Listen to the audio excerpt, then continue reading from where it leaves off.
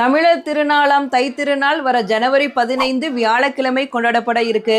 விவசாயத்திற்கு உதவியா இருந்த சூரியன், கால்நடைகள், இயற்கைக்கு நன்றி செலுத்துற நாள் தான் இந்த தை திருநாள். தமிழர்களோட அறுவடை திருநாள்.